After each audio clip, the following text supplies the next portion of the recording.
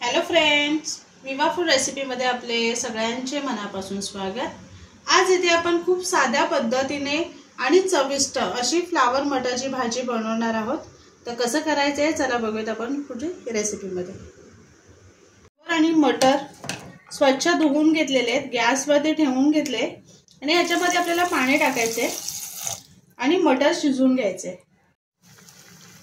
इथे मी फ्लावर आणि मटर शिजवून घेणार आहे।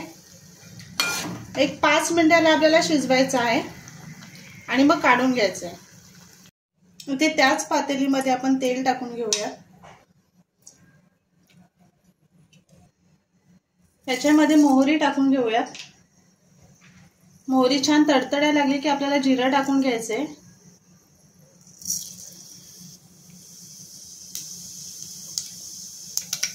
बारीक चिरून घेतलेला लसूण, कढीपत्ता, कांदा आणि आपल्याला छान परतून घ्यायचे।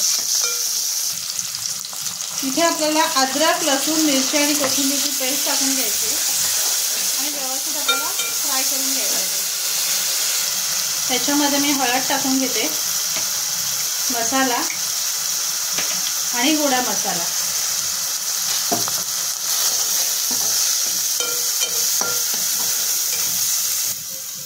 फ्लावर आणि मटर आपण जे शिजवून घेतलेले ते टाकून घ्यायचे आणि मसाल्यामध्ये परतून घ्यायचे आपल्याला।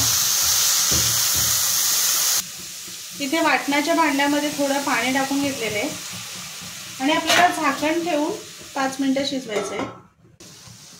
याच्यामध्ये आपल्याला मीठ टाकून घ्यायचे आणि कोथिंबीर आणि मिक्स करायचे।